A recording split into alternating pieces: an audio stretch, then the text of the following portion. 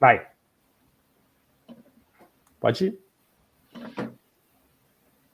Boa noite. Olá, boa noite. Sejam todos bem-vindos, bem-vindas. Boa noite, Dan. Boa noite, Daniel. Boa noite, Nivanda. Pois é, meus amigos, minhas amigas, no nosso encontro de hoje nós vamos conversar sobre um tema que eu gosto muito, a expressão verbal, a importância da nossa voz. Afinal de contas, com ela nós estabelecemos o nosso diálogo com o mundo e através dela nós nos apresentamos. A nossa voz reside no ouvido do outro, daquele que nos ouve. É lá que nós podemos fazer a diferença. E nós não paramos aí. Nós vamos falar também sobre a palavra. Afinal, brindando com histórias, tem que falar sobre a importância da palavra enquanto a expressão dos nossos sentimentos. Para você que está chegando agora, nós somos do Florescendo Ser, um aconchegante espaço criado para facilitar a autocura. E este é um dos nossos projetos, Brindando com Histórias, quando nós trazemos um convidado, uma convidada, para conversar sobre a contribuição das histórias para uma vida melhor para todos nós. E hoje nós teremos um encontro bem especial. O nome dela? Mônica Tilly Vagar. É cantora, mentora de canto integrativo, terapeuta floral e de barras de axis e pós-graduanda em psicologia transpessoal. Atua em trabalhos individuais e coletivos de canto desde o início da década de 1990, acompanhando e facilitando processos de conexão das pessoas com a própria expressividade. É idealizadora e coordena, juntamente com Joana Mariz e Mônica Marsola, o coletivo Vocal São Paulo. Artisticamente, a Mônica foi arranjadora, cantora e fez direção do Vesper Vocal, um grupo vocal feminino que cantava a capela, dedicado à música popular brasileira, de 1991 até 2014. Em paralelo, ela também integrou o coro da Orquestra Sinfônica do Estado de São Paulo, de 1995 a 2004, onde assumiu por alguns anos a monitoria do grupo. Atualmente, ela integra a duo com o guitarrista Diego Beirão, cuja tônica é a pesquisa da sonoridade, guitarra-voz, em músicas do cancioneiro brasileiro. Boa noite, Mônica. Seja muito bem-vinda ao Brindando com Histórias do Florescendo Ser. Boa noite, que prazer, que honra e que delícia estar aqui para conversar com vocês. Boa noite. Nossa, uma melhor forma de ter uma quarta-feira gostosa do que essa não existe. Que legal. Um brinde. Um brinde. Tintim, o meu vai com aguinha. Tintim. Nós também tem água hoje. Então, vamos conversar com a Mônica, que hoje a nossa noite promete. Vamos lá. Vamos lá. Eu posso ser o primeiro. Vamos lá. Ô, Mônica, explica para a gente, por gentileza, esse importante trabalho que você fez sobre a expressão vocal. Por que é tão importante que a pessoa encontre a sua voz? Como funciona esse processo? Dan, essa pergunta, quanto tempo que a gente tem aqui? É 1 hora ou 5 horas? Que ótimo. Você já começa assim, né? Lançando uma pergunta bem facinha com resposta em 10 palavras, né? Tá bom. 140 caracteres você tem para responder. 140 caracteres, obrigada. Na minha forma de olhar o canto, na minha forma de... Eu gosto de falar que eu sou mentora de canto integrativo, né? E eu não uso a palavra professora, e para mim isso tem um significado, porque eu me considero como alguém que está caminhando ao lado de outra pessoa que está num processo de autodesenvolvimento, de conhecimento, de pesquisa da sua própria voz, de pesquisa da sua expressão, né? Então eu gosto de falar de mentora, aquela que caminha ao lado, alguém que já percorreu caminhos, que continua percorrendo caminhos, e que talvez possa ali, naquele lugar, falar, vamos olhar aquela florzinha agora? O que será que aquela florzinha pode mostrar para a gente? E se a gente sentar um pouquinho nesse lugar de ir acompanhando o processo daquela pessoa, daquela pessoa especificamente. E ninguém tem um caminho igual nessa trilha eu vou falar, reconhecimento da sua expressão. Como uma pesquisa onde você vai mergulhando, mergulhando, mergulhando, e para mim a pergunta fundamental é: quem canta em mim? O que canta em mim? Como canta em mim? Né? Onde, de certa forma, a gente baixa um pouco aquela poeira do ego, que às vezes quer cantar pela gente, e a gente se pergunta: como a minha voz quer cantar essa música? E a gente se coloca no lugar, aquele lugar precioso e bonito, que é o lugar do vazio da escuta, onde a gente fica vazio para a escuta da nossa própria voz e de como ela quer ir para o mundo. Veja, é muito usual e muito comum que que o nosso, eu chamo de mental, que o nosso mental queira dar todas as soluções para o nosso canto, as soluções para a nossa fala, as soluções para todas as coisas. E ele realmente é fundamental.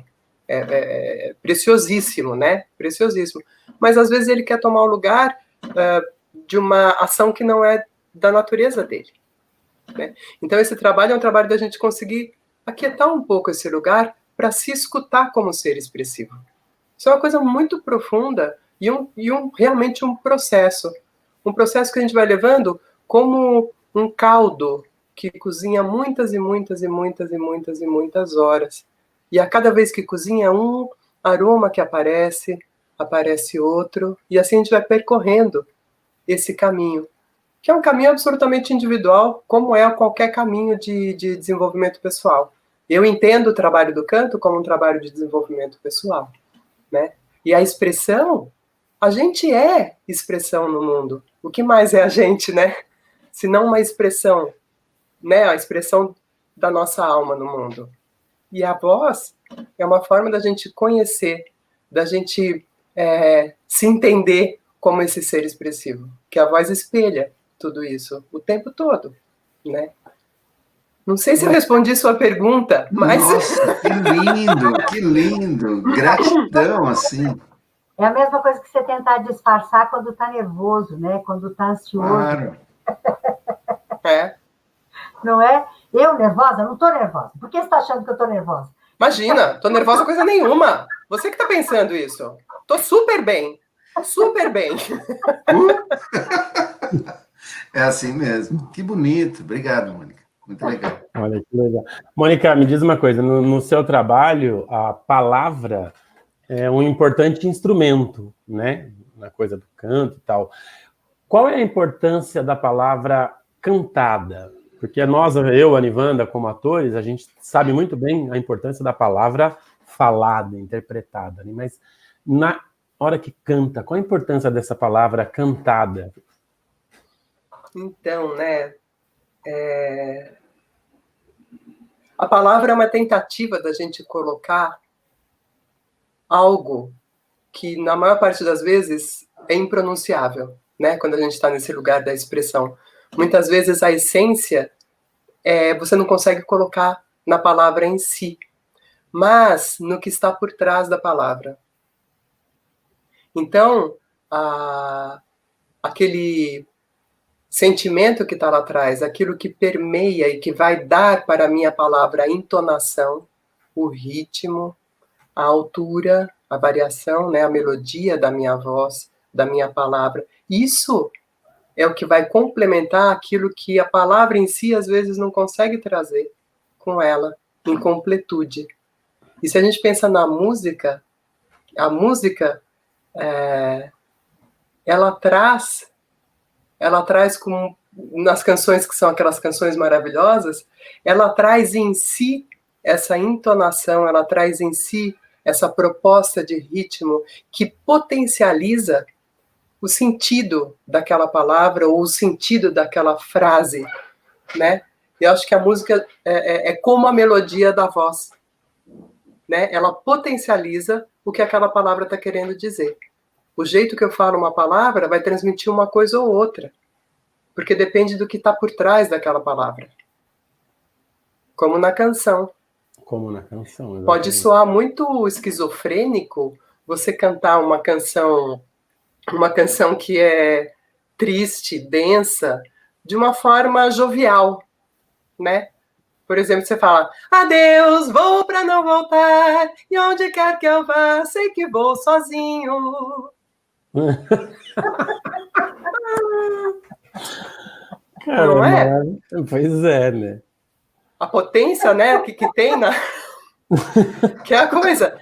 A música vem potencializando, né? Para quem não conhece essa música, ela é mais ou menos assim, adeus, vou pra não voltar, e onde quer que eu vá, sei que vou sozinho. É outra coisa. É outra coisa, né? Então aqui, olha, eu nem mexi na melodia, mas eu mexi no que estava por trás e que aí modifica tudo. Mas quando está casado, ela potencializa. Eu falar, adeus, vou para não voltar, e onde quer que eu vá, sei que vou sozinho, é uma coisa. Quando tem a melodia por trás potencializando isso, parece que isso faz tudo. É muito legal isso. Tem uma coisa que eu não falo inglês, né? Eu falo muito pouco inglês, mas sempre escutei todas as músicas, enfim, desde que eu escuto músicas em inglês, até porque a gente consome muita coisa, né? Hoje em dia é mais eclético o consumo, é mais globalizado, mas há uns 40 anos atrás você escutava muita música inglesa. E para mim era como se eu fosse mais um instrumento a voz, porque eu não sabia o que ele estava cantando. Né? Então você tinha lá as bandas ou de rock, ou enfim, que seja o estilo de música. Você tinha o violão, a guitarra, o piano, a percussão e a voz. Era mais um instrumento, porque eu não entendia o que. Então era a melodia do canto. Né? E é muito engraçado isso, sim, porque quando você às vezes pega uma música, mas é mais ou menos o que você falou, né? Às vezes você tem que tomar muito cuidado com o que você está cantando, né? Principalmente quando você está cantando em outra língua, né? Você chega e canta o negócio porque, nossa, como isso é romântico, soa romântico. Se a pessoa entende o que você está cantando e você não, pode estar soando romântico, mas você pode estar falando uma tremenda bobagem, né? Tem isso, tem essa questão, né, de o que será que eu estou falando, e por outro lado, a música prescinde da palavra para tocar a alma, né? Tanto que você tem aí músicas instrumentais, elas podem também prescindir da palavra e ainda assim passar alguma coisa.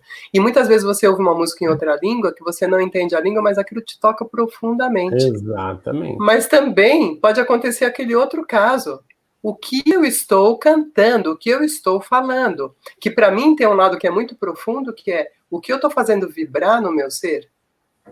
Quais as palavras que eu estou vibrando no meu ser? Né? Até conversando com a Nivanda outro dia, eu falei um exemplo, né? Eu falei, cara, eu não quero cantar tristeza não tem fim, felicidade sim. Não! Não! Por mais que tenha até uma crítica social aí, não, né? Fala, Dan. Só queria comentar que essa semana, na minha aula numa universidade, o professor falou exatamente sobre essa música. Olha. Ele falou o seguinte, tristeza não tem fim, felicidade sim. Então é nesse sentido, como muda totalmente. Maravilhoso, vamos colocar não é? Né? Tristeza não, tem fim, felicidade então, sim. Ou então a gente Muito prefere legal. cantar, né? Vem que o sol raiou, os jardins estão floridos, tudo faz pressentimento, que esse é o tempo ansiado de se ter felicidade. Eu prefiro cantar isso, né? Claro, com certeza. Então, às vezes a gente está cantando e nem sabe, né? Tem muitos exemplos disso. A gente não tem consciência da letra que a gente está cantando. E a gente vê isso, por exemplo, nas marchinhas de carnaval. Nossa! Né? O teu cabelo não nega mulata, você é mulata na cor. E como a cor não pega mulata, mulata, eu quero o seu amor. Olha o que a gente está falando. E a gente canta sem perceber que está falando isso. E canta assim que se acaba, né? E se acaba de cantar. Acaba de cantar e... Então, muitas vezes a gente canta e não tem ideia do que está cantando. Acho que isso é uma coisa muito importante para a gente atentar, né? Uhum. E é uma coisa que eu acho que é bem importante isso, sabe que eu trabalho, né, na parte da narração de história, né? E que dentro da narração de histórias, a palavra é o nosso instrumento. Claro que a gente tem o corpo inteiro, é claro que a gente tem muitas coisas importantes para trabalhar, mas a expressão verbal é fundamental. Qual é aquilo que eu chamo da boa palavra? Qual é a boa palavra? É aquela que vai ecoar para quem estiver me ouvindo. Não é? Não adianta eu cantar uma coisa que as pessoas... Eu contar uma coisa que as pessoas não vão entender. E tem uma coisa que eu acho muito importante dizer. Por que Elis Regina é incomparável? Em termos da palavra. O que mais me chama atenção na Elis Regina é justamente o poder de dar valor a cada palavra. A cada palavra. E eu dedico um tempo muito grande no curso de narração de histórias para a expressão verbal. Porque é muito importante o que eu chamo da palavra verdadeira, que é a palavra que sai de dentro de você, e ela tem que ecoar em você primeiro, para ecoar no teu ouvinte. Não é? Então, essa coisa da Elis, por exemplo, cada palavra tem um valor, cada palavra deve ser ouvida. Quando a Elis canta, a gente ouve aquilo e vê, inclusive, o que é que tem valor. Quando se vai contar uma história, por exemplo, tem pessoas que acham que o que tem valor é o adjetivo, e não é, minha gente. O adjetivo não dá movimento. O que tem movimento é a ação, é o verbo. É isso que tem movimento, é isso que eu tenho que viver na hora que eu estou narrando. E quando eu estou cantando, como é que você trabalha essa coisa da palavra verdadeira, Mônica? Das pessoas darem valor para aquilo que tem valor naquela canção, por exemplo. Onde eu gosto de mergulhar, de novo, voltando ali para o meu eixo central, né, que é esse mergulho em si, para ver como que vem o canto.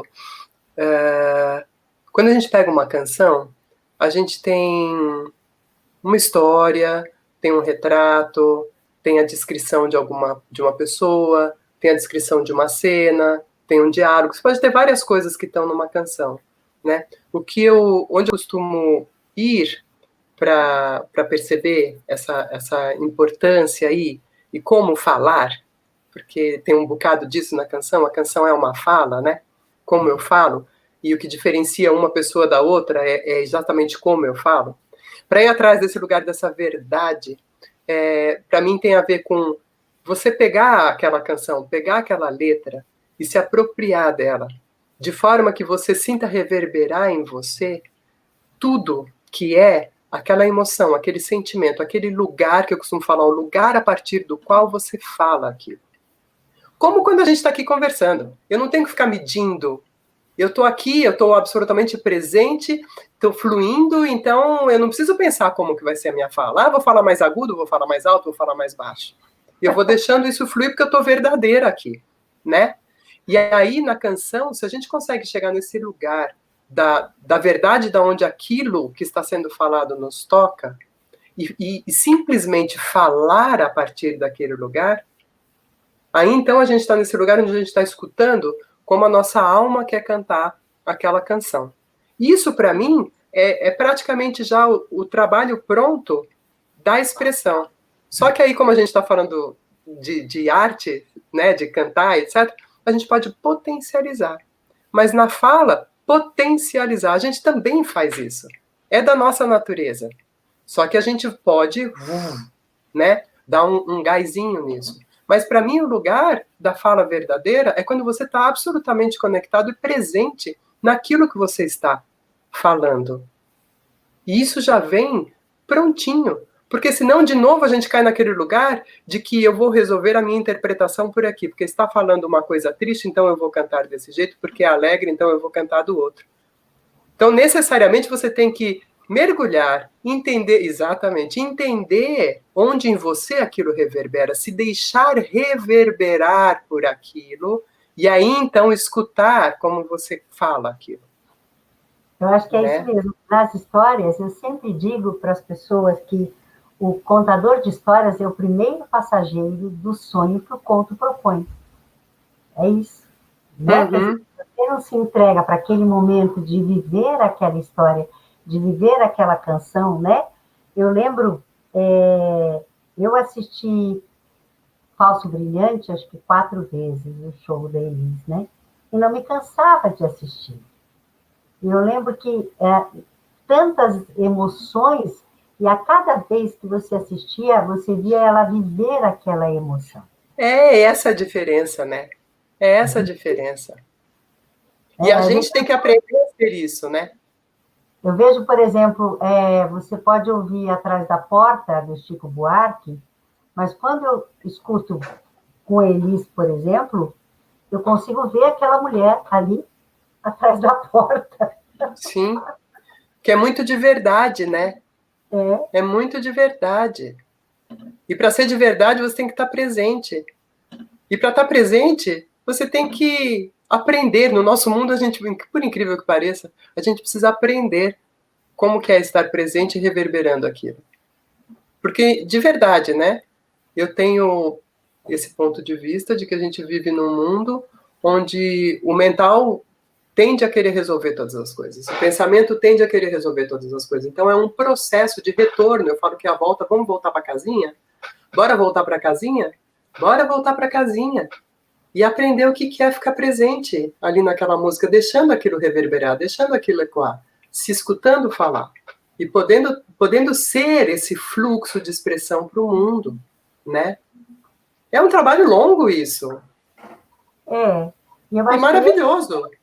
E nesses tempos, eu acho que é muito importante isso, né? Porque a gente tem falado muito sobre essa questão da necessidade que as pessoas têm de emitir opiniões, por exemplo, né?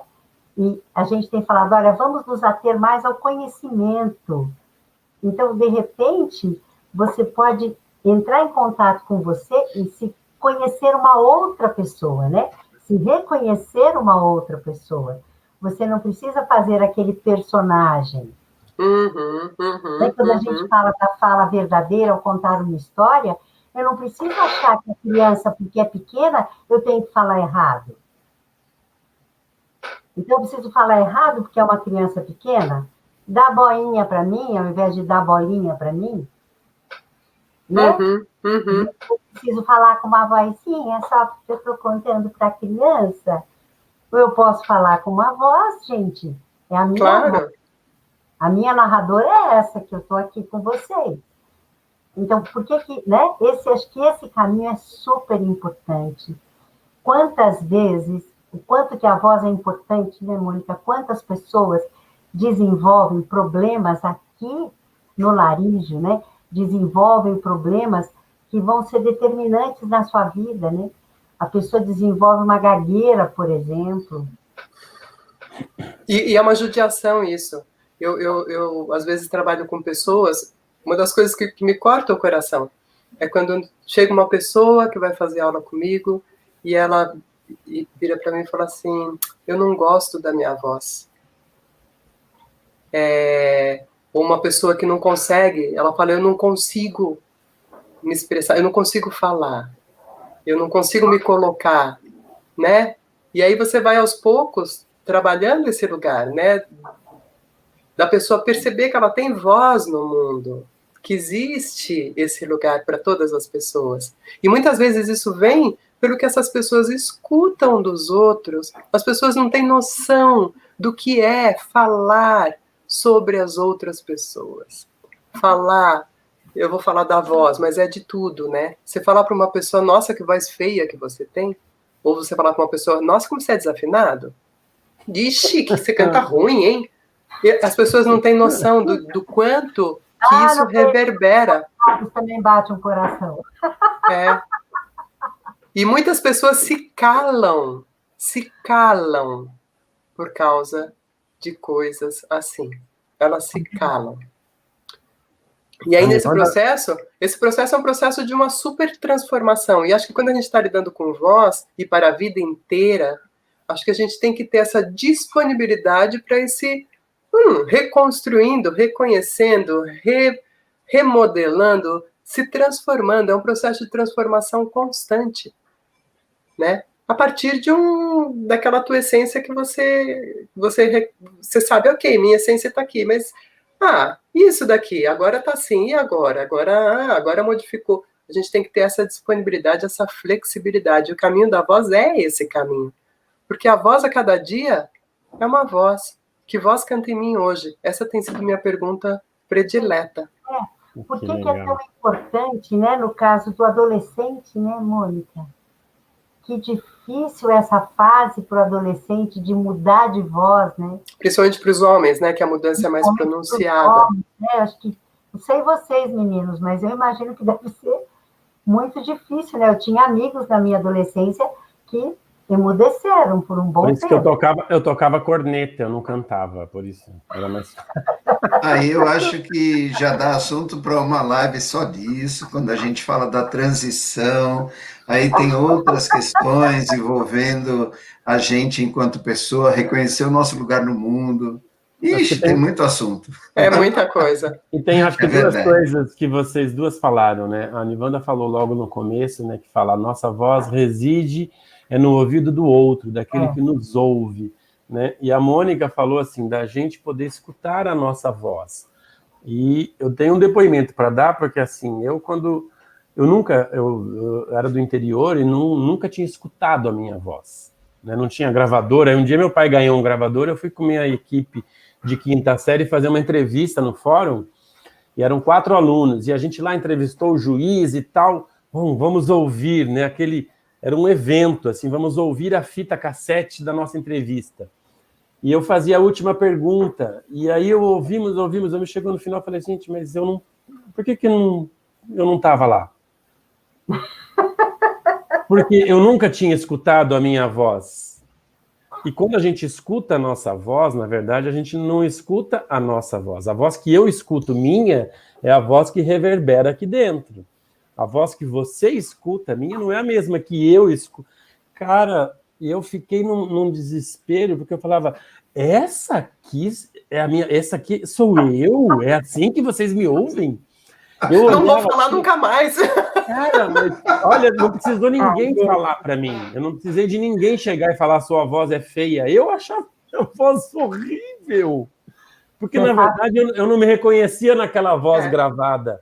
Eu nunca tinha escutado, eu falava, não, gente, desculpa, mas fizeram uma sacanagem aqui, esse não sou eu. Olha que maluco que é isso. Sabe que essa coisa da voz, Mônica, sabe que eu trabalhei em rádio muitos anos, né? Trabalhei como radioatriz, na verdade. E tem alguns episódios bem importantes de como a gente personifica aquilo que a gente ouve, né? Então, por exemplo, na época que eu fiz um programa de rádio que ia para o Brasil inteiro, com histórias radiofônicas, tentando resgatar isso na década de 90, tentando resgatar um pouco das radionovelas, né, mas com atores jovens da época e tal.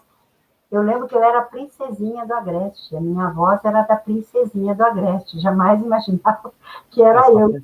É só fechar o olho e ouvir você falar, né? Por outro lado, por exemplo, eu fiz uma vez uma campanha para a Rádio Eldorado, que eu era locutora, que trabalhava nos comerciais da Eldorado, e eu fiz uma campanha para a Rádio Eldorado, onde era um casal ali namorando, e eu dizia assim, tomara que entre a Billie Holiday. E entrava a Billie Holiday falando que é Eldorado e tal. A rádio dos melhores. Só que no dia seguinte, um dia eu saí na rua e tinha um monte de outdoors com o meu texto com uma loiraça. E aí todo mundo achava que aquela voz era da loira. Então você imagina. Não é legal? Conflito. Que loucura que é aquilo, né? Que loucura. No imaginário das pessoas como aquela loira, alta, magérrima, dizendo, tomara que entre a Billie Holiday. E era eu, baixinha, gordinha. Quando eu vi o outdoor, eu resolvi casar com ela. Ah, entendi. Falei, que eu tenho uma outra passagem bem curtinha, que eu era apaixonada por um locutor, que eu não vou dizer quem é. Era apaixonada pela voz dele. Apaixonada. E aí, um dia, eu gravei um comercial na rádio e, de repente, eu vejo entrar um cara. Eu imaginava o cara, como as pessoas me imaginavam, a loira, gostosona, eu imaginava o cara, um cara pelo menos alto, porque você imagina aquela voz que você ouve, né? aquela voz doce. Você dá um personagem para ela, né? Gente, o cara era... Eu não sabia, eu imaginava um cara grandão, e era um cara baixinho.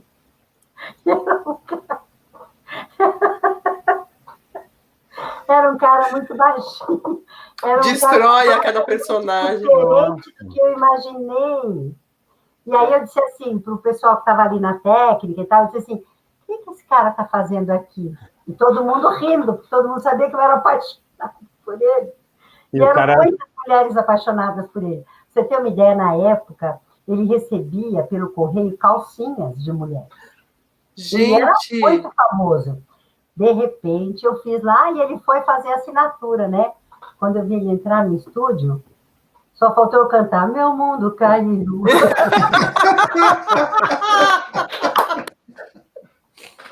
E queres ficar assim, porque olha... Aí ela viu que voz não era tudo, e aí ela resolveu casar comigo. Pronto, falei. Mas, gente, assim, eu acho que é muito bacana, né, o que a Mônica falou logo no início, de trazer a presença, né, para estar presente mesmo, quando você vai se colocar. Enquanto instrutor de yoga, eu sempre falo que tudo que eu digo nas práticas, eu não estou falando para quem está junto comigo, eu falo para o ouvido que está mais próximo da minha boca. Tudo que eu falo é para mim. Isso é muito legal. Mas, ó, para a gente avançar um pouco mais nessa nossa conversa, eu convido a Nivanda a nos brindar com a história de hoje. Eba! Um brinde. A história de hoje é o Rouxinol e o Imperador da China. Vamos lá? Vamos lá. Essa história é uma história do Hans Christian Andersen, e eu fiz uma adaptação para poder apresentar hoje para vocês. Lá na China, havia um imperador que era famoso pela beleza do seu palácio. E era um palácio lindo, lindo, lindo. Imagine um palácio com ouro, quadros, vasos de porcelana, um jardim maravilhoso, com flores de vários tipos. Ai, que perfumado, que jardim mais lindo! No final do jardim, começava uma floresta. Certa vez, o imperador estava sentado lendo o depoimento de um visitante que havia visitado o seu palácio. E ele estava todo feliz, dizendo, olha só que maravilha. Ele diz que beleza, o palácio, as flores, os quadros, a amabilidade do imperador. Mas o que mais gostei foi do rouxinol. Rouxinol? Que rouxinol?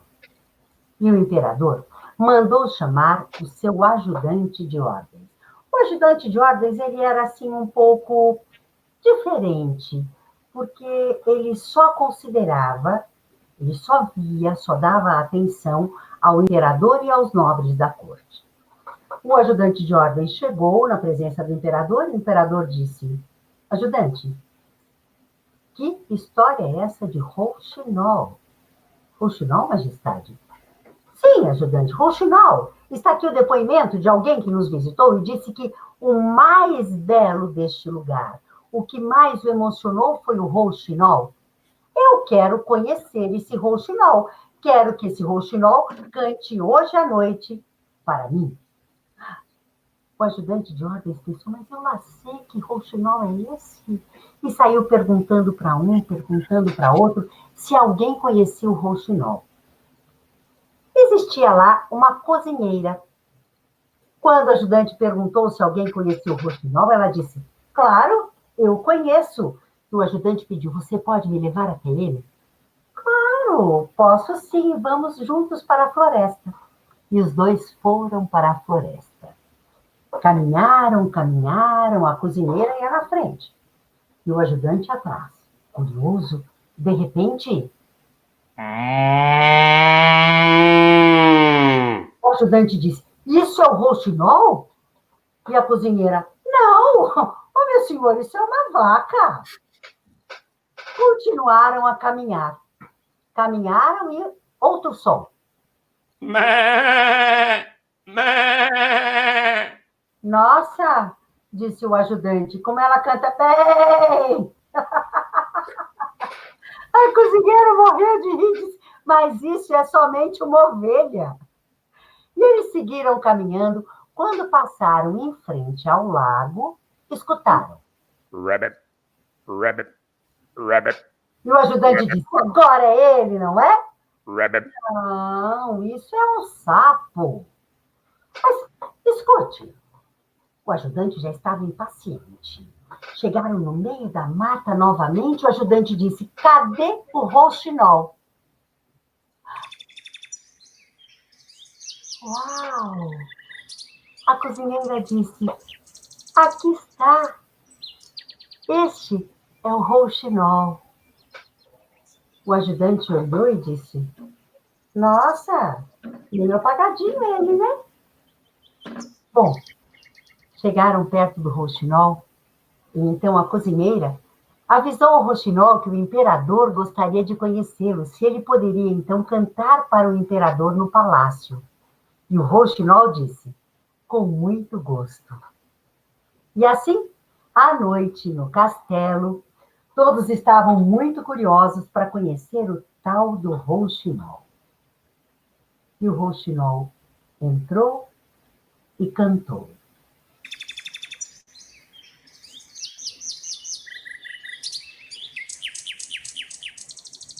Sim, o imperador gostou tanto, tanto, tanto, que se emocionou. Chorou ao ouvir o rouxinol. Ao final, o imperador procurou algum presente para dar ao pássaro, mas o rouxinol disse, não, majestade. Majestade, muito obrigado. O senhor já me deu o melhor presente. O senhor me deu o seu sentimento, a sua emoção verdadeira. Muito obrigado. Então, o imperador decidiu. O rouxinol vai passar a viver aqui no palácio. E o rouxinol foi colocado em uma gaiola. Mas ele poderia passear. 2 vezes por dia, ele era levado por 12 criados que o prendiam a várias fitas de cetim. Não era um passeio lá muito agradável, né? Para dizer a verdade, o rouxinol até que foi ficando um pouco triste. Desanimado. Certo dia, chegaram até a sala do imperador alguns criados, dizendo, majestade, temos aqui um presente para o senhor. Quando o imperador abriu, uau, era um rouxinol mecânico. O rouxinol todo cheio de pedras preciosas, e ele cantava um canto assim.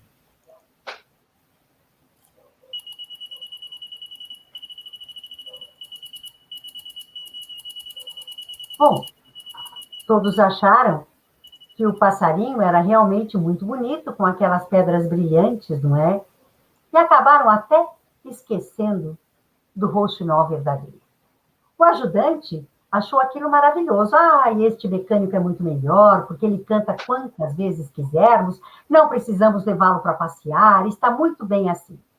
Ele cantou 33 vezes a mesma música. O imperador queria então ouvir o rouxinol verdadeiro. Quando foram buscá-lo, viram que o rouxinol verdadeiro havia fugido. Aproveitara a janela aberta e fora viver a sua liberdade.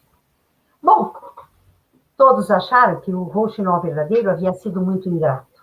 Mas tudo bem, ele poderia ir embora, porque agora o imperador tinha um rouxinol muito valioso, que era o rouxinol mecânico.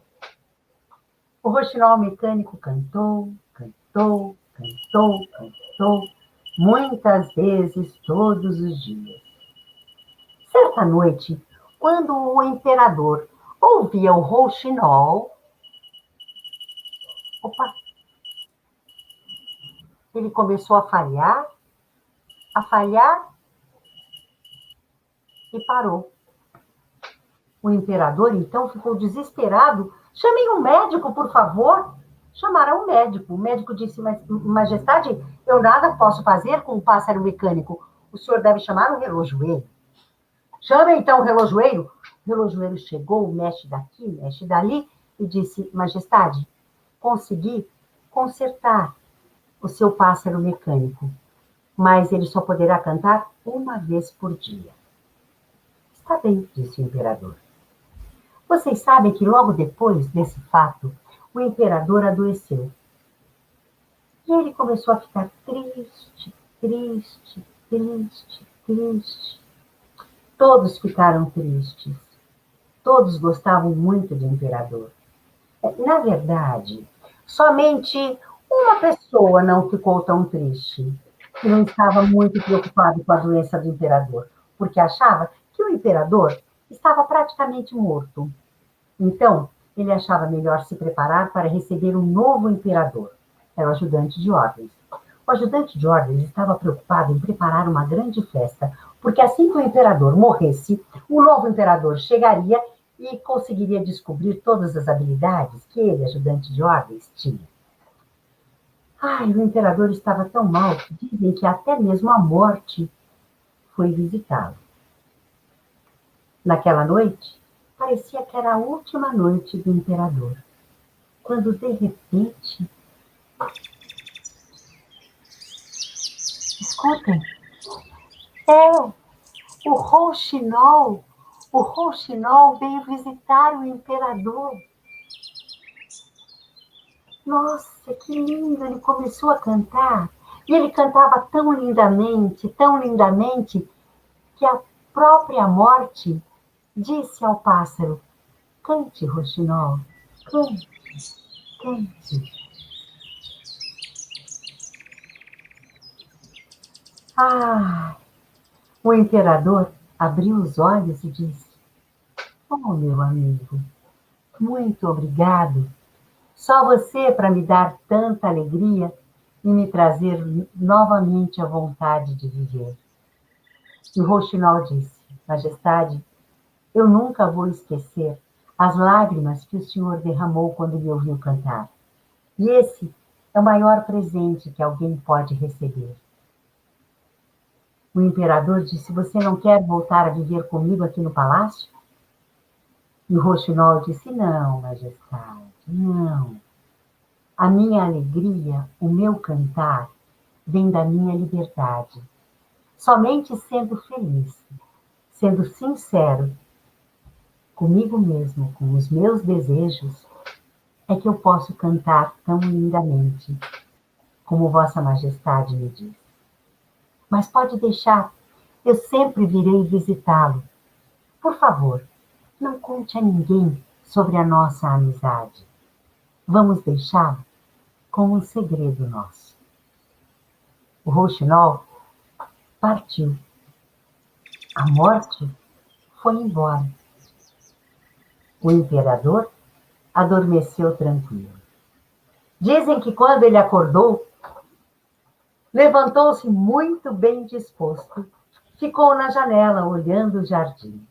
Quando o ajudante de ordens entrou no quarto para ver se o imperador já havia morrido, levou um susto quando ouviu. Bom dia, ajudante de ordens. Ah, o ajudante de ordens desmaiou.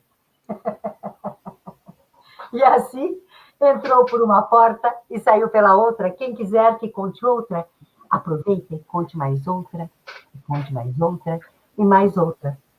Porque contar histórias é o que faz a nossa vida muito mais feliz.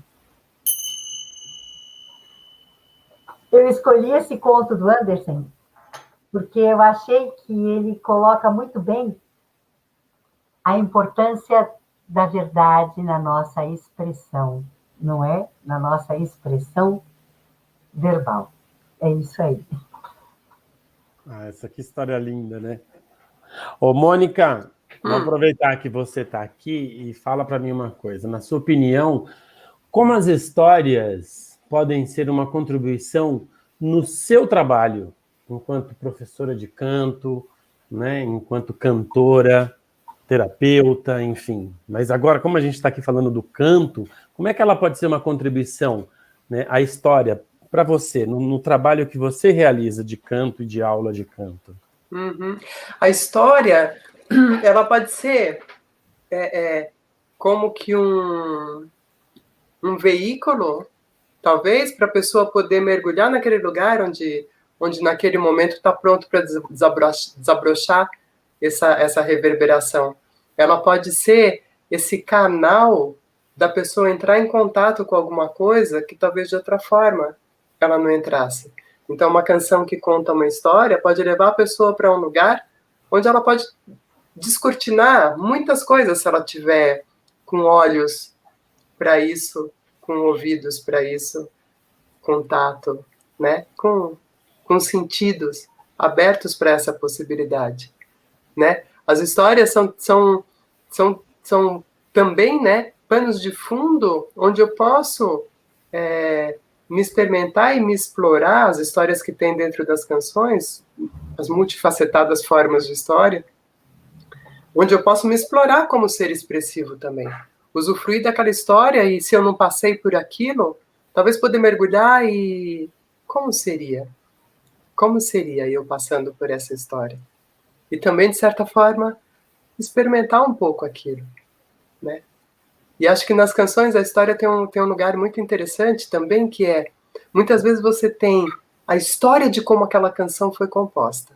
Uhum. Você tem a história que aquela canção está contando. Você tem uma história que se desenrola a partir daquela canção. E você tem também as histórias das pessoas aonde aquela canção e aquela história fez parte. Então, é um entrelaçar de histórias. Isso que você está dizendo me lembra um pouco um livro chamado Aquela Canção, né? Exatamente. Que é um livro onde vários autores foram convidados a escrever histórias a partir de canções. E é muito interessante quando você lê a letra da canção e para e pensa que história aquilo te remete, o que você criaria com aquilo. E você lê a história que o autor criou, você fala, nossa, eu jamais pensei assim. Isso que é legal, né? Porque cada um é um, né? Cada um é um. E tem uma coisa também que as histórias das canções, ou as letras, né? O que está ali nas canções, muitas vezes, quando a gente... Isso talvez aconteça muito vivamente na adolescência, as canções falam por nós, né? Então a gente encontra naquela canção aquilo que eu queria dizer daquele jeito, tá ali, né?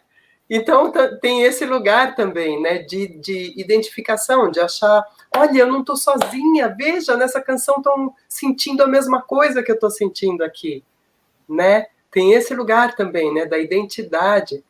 E também tem uma outra coisa que talvez a gente não se dê conta, mas a gente tem como que uma biografia das nossas canções, que são as histórias que estão dentro delas, que acompanham as histórias da nossa vida, né?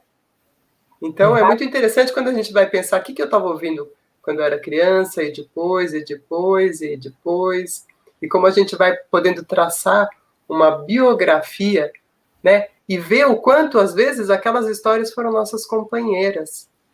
Mônica, e tem uma coisa bem curiosa nesse sentido, porque nós temos, eu e o Otoniel, nós temos uma filha que canta, não é? E ela adora cantar as músicas, ela adora cantar música popular brasileira, e ela adora as músicas do repertório dela, muitas delas são da minha juventude. Olha que interessante. Interessante. A música atravessar gerações e gerações e gerações. Para cada uma, ela ecoa de uma forma, né? E quando a música faz sentido, né? Quando ela tem uma história que faz sentido, a música acaba se perpetuando, né? Porque quando você fala assim, das histórias que tem nas canções, não necessariamente toda canção é uma história. Às vezes, não. A história, para quem escreveu, é uma história, mas às vezes você pega uma canção, ela tem duas, três estrofes. Para quem escreveu, tá toda a história contada ali, sintetizada, mas para quem ouve, não consegue relacionar aquilo com a história. É uma canção, é um poema, é uma poesia bonita que fica numa métrica e tal, mas não é uma coisa que você tem que, toda música tem que ter uma história, um começo, meio e fim. Não, é. Não tem uma nem diversidade disso, nem toda né? música é Eduardo e Mônica, né? Que começa e eles vão até o final, né? Não é assim, né?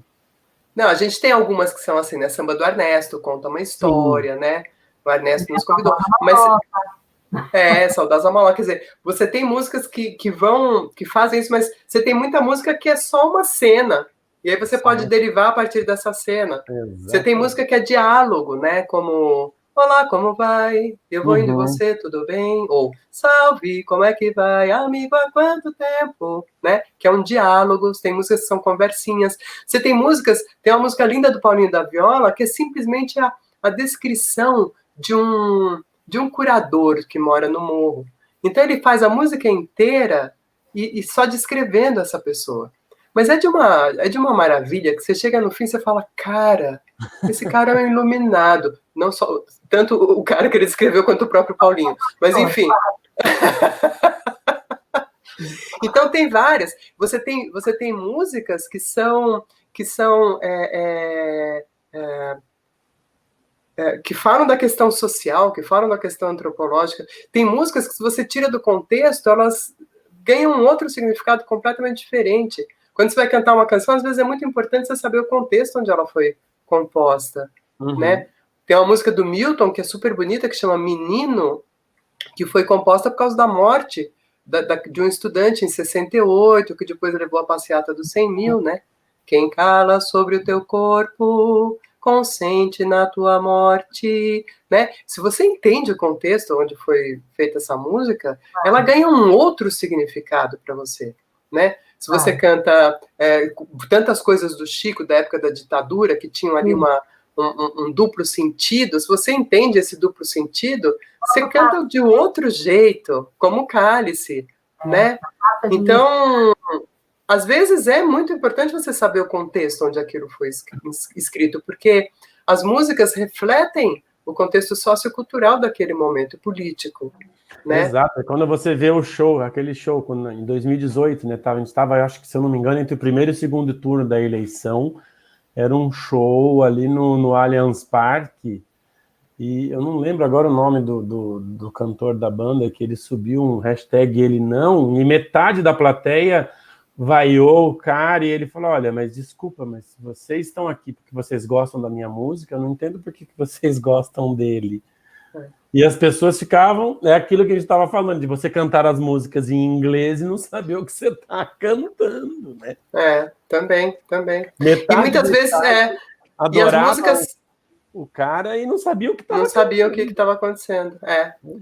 E as músicas muitas vezes são veículo de mensagens muito importantes, e às vezes músicas que a gente nem considera muito, né? Um exemplo disso, assim, não considera num lugar que às vezes tem a gente somos serzinhos preconceituosos, vamos combinar, né? A gente é facinho de encaixar num preconceito, né? Se a gente não está muito atento.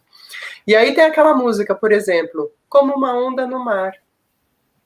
Ai, rockinho anos 80, baladinha anos 80.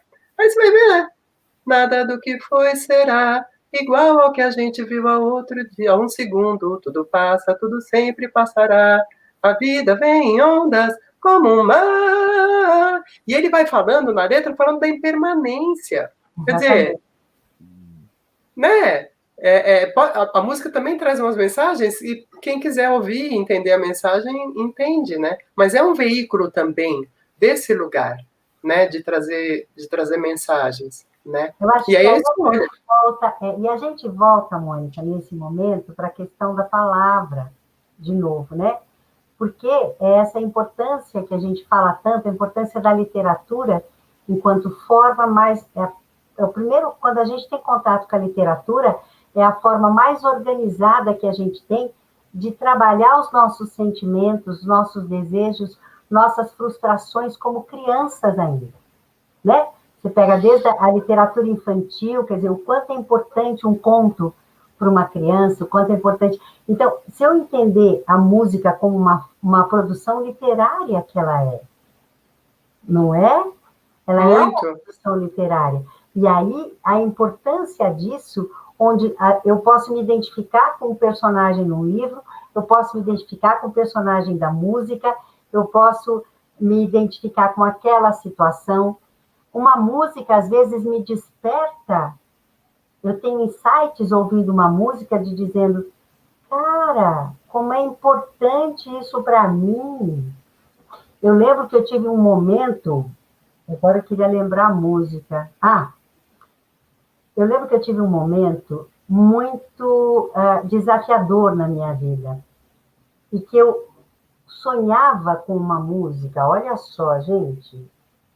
Eu sonhava, quer dizer, quando eu ouvia aquela música, eu parava e era como se eu estivesse ouvindo a música mais linda do mundo, que era Estou de volta para o meu aconchego. Gente, olha só, parece uma bobagem para qualquer pessoa, né?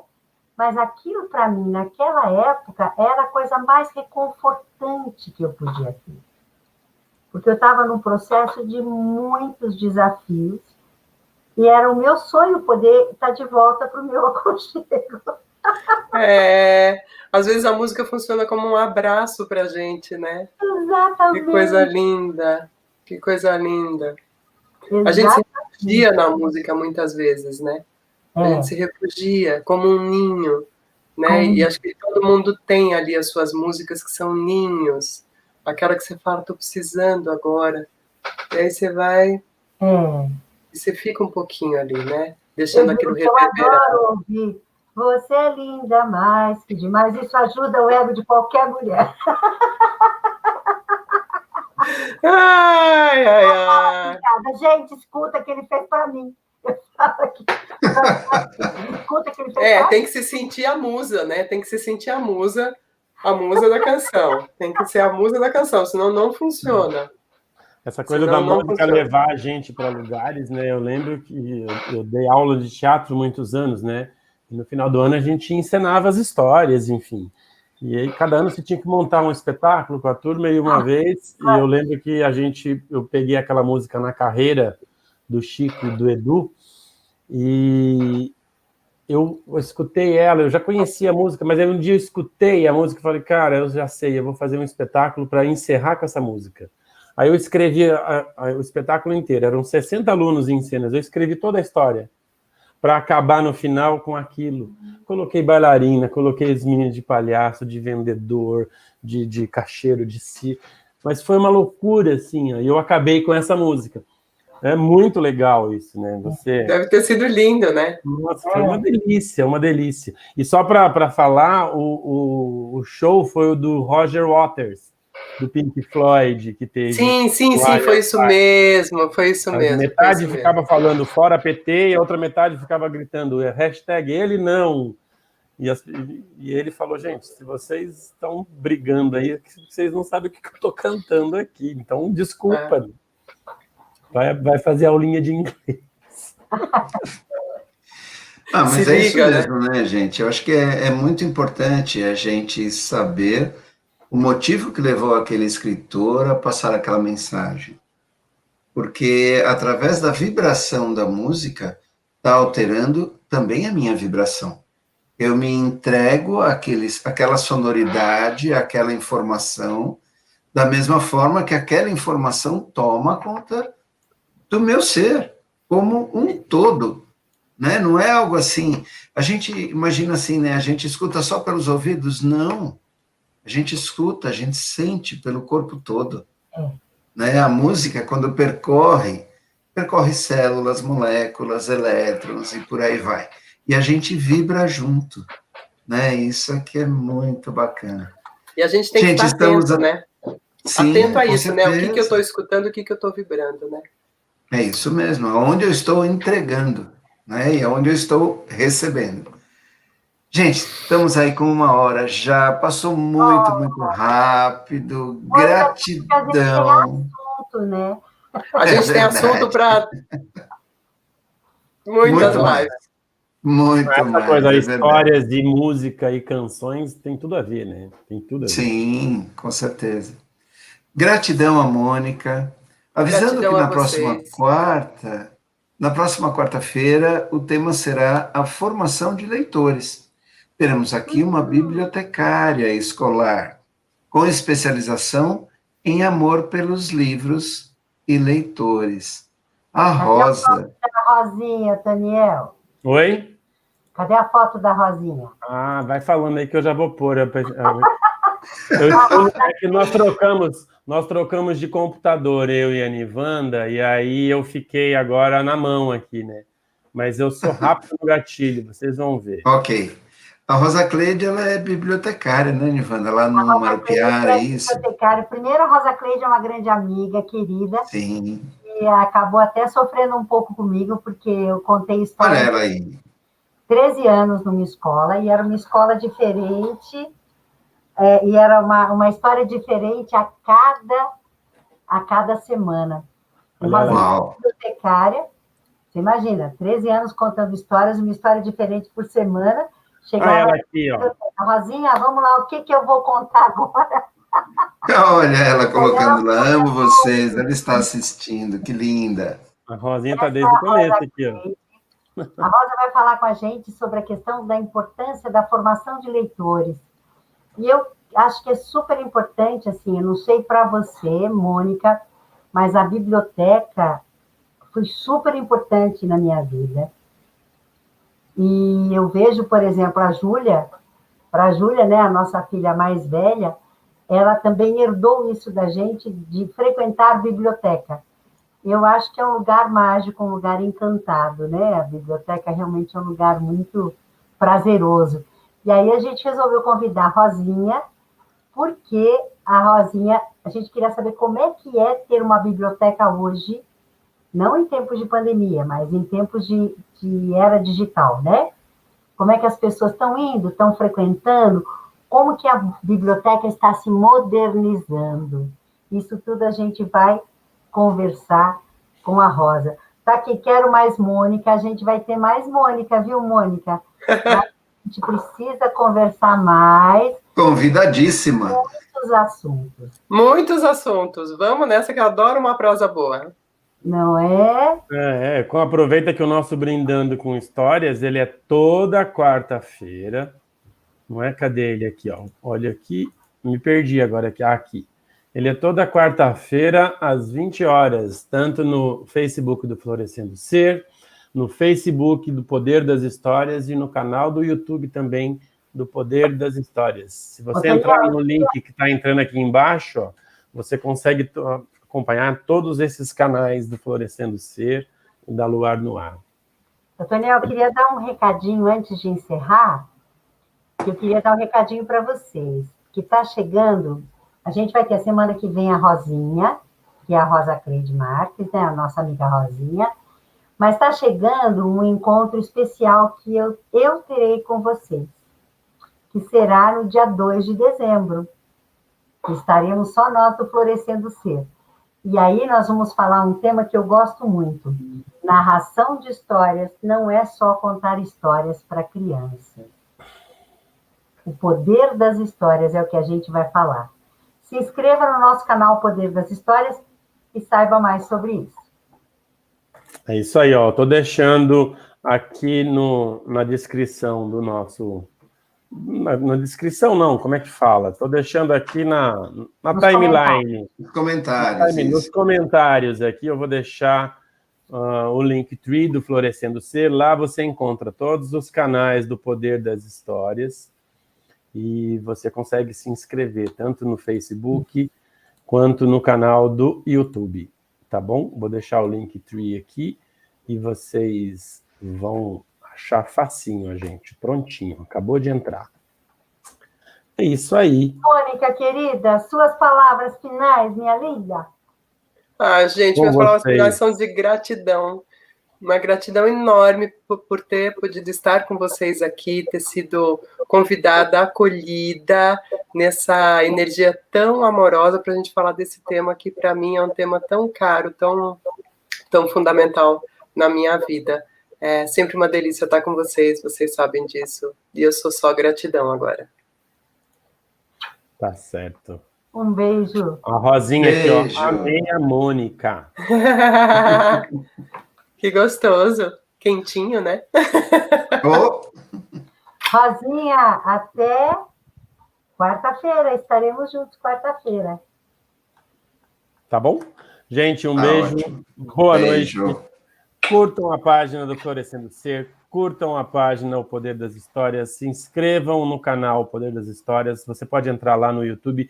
Tem vários vídeos da Nivanda falando das histórias, de como elas são importantes na nossa vida, como você pode usá-las, enfim. Corre lá e aproveita. Um beijo para todos. Vem brindar com a gente. Vem brindar com a gente. Um grande brinde para vocês. Até mais. Tchau, amores. Tchau. Beijo.